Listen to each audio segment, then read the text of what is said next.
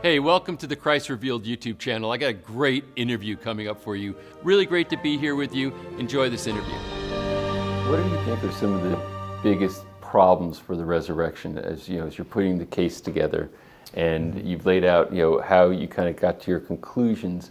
But what do you think are some of the problems that exist? Because, like you said, it can't. We don't have a videotape account of it. Right. So when you are dealing with people who are still trying to push back on your own conclusions, what are some of the biggest challenges there? Well, I think the biggest challenges are people would say they can't trust the Gospels for any number of reasons. Now, if they're saying they can't trust the Gospels because they include miracles, well, then that's going to be a tough one to kind of counter, because that's a presuppositional bias against the supernatural, and that's not something that it's a presuppositional bias.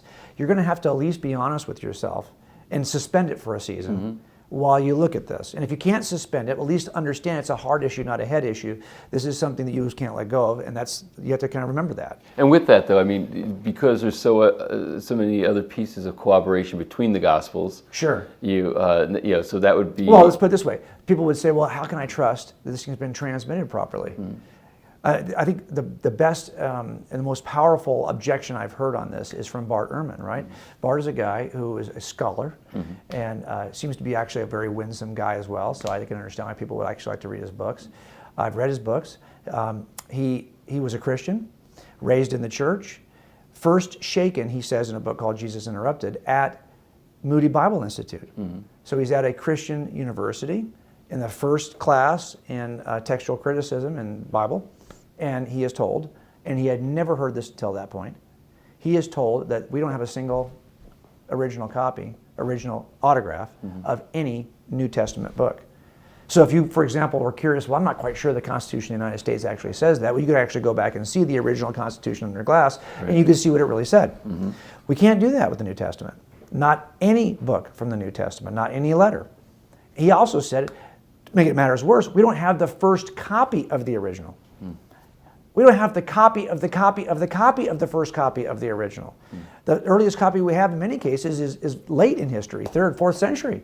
And the most ancient copies we have of some of these books, some of these letters, some of these Gospels, when you compare them to one another, they have thousands of small variations.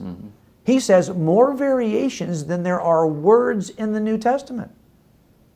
That's, I think, powerful. Yeah. It was powerful for me. What it all comes down to is I needed to know, even if I could date the Gospels early, and I think we can, how do we know what those Gospels said? How do we know that the Jesus that was written about in the earliest days wasn't changed dramatically over time?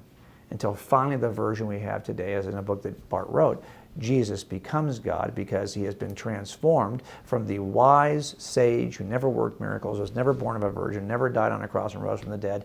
All of these things have been added to the story until finally we have the Christ of Christianity. Now that was something that was troubling for me, and I needed to know. But I think my casework was helpful in that sense, because I know this is a claim that's often made by defense attorneys about pieces of evidence we bring in a trial. Oh, you have this piece of evidence you found at the crime scene. Oh, really? And you think there's a mark on that piece of evidence that demonstrates it belongs to the defendant's gun. Oh, really? Well, it's 30 years now. How do I know that the one you're showing me today is the same piece of evidence from the crime scene? I mean, for all I know, you pulled it out of property 20 years later and you etched in that little mark that you're now saying is so definitive, and it was never part of the original, and now you're trying to make a case against my defendant when in fact that's been altered evidence. Okay, same claim. We have an original that's different from the version we have today because someone made a change along the way. So what we typically ask is, okay, well, how about this?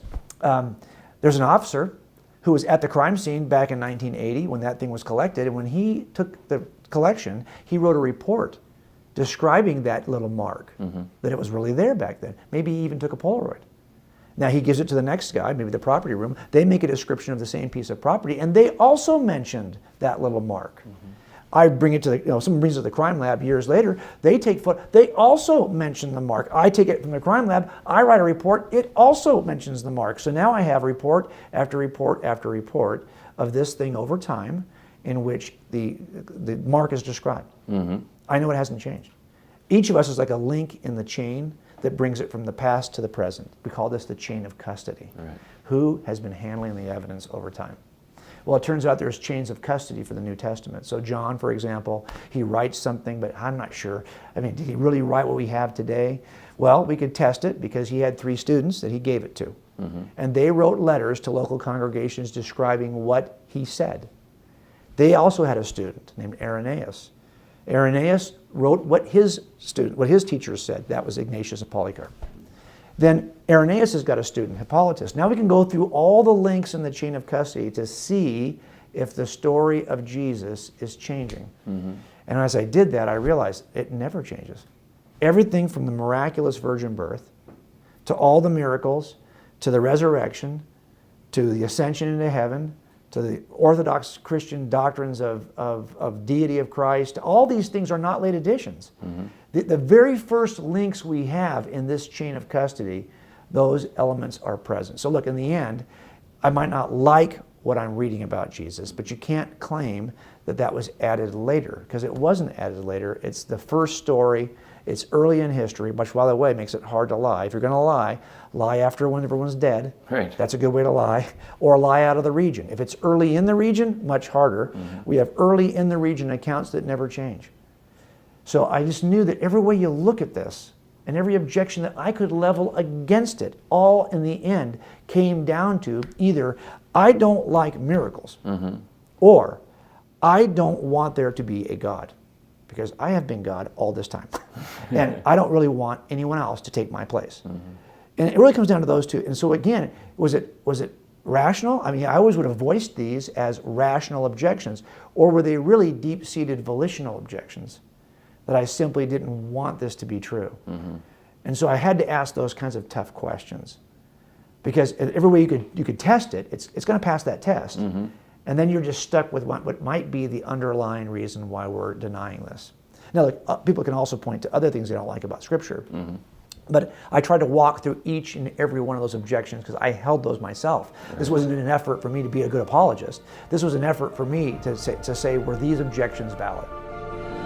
That's it for this particular interview. Thanks for joining me. Really excited to take this ongoing journey with you as we keep bringing more content. If you haven't already, you really should subscribe to this channel. There's a lot of phenomenal content coming down the road into the future that you'll want to know about. Leave a comment down here. I think people would love to hear from you, and then you can hear from them too. If you liked it, go ahead and give a like. It only takes half a second, and share this with people that you care about. The world needs more light in it right now. So thanks for being with me. Hope to connect with you again soon.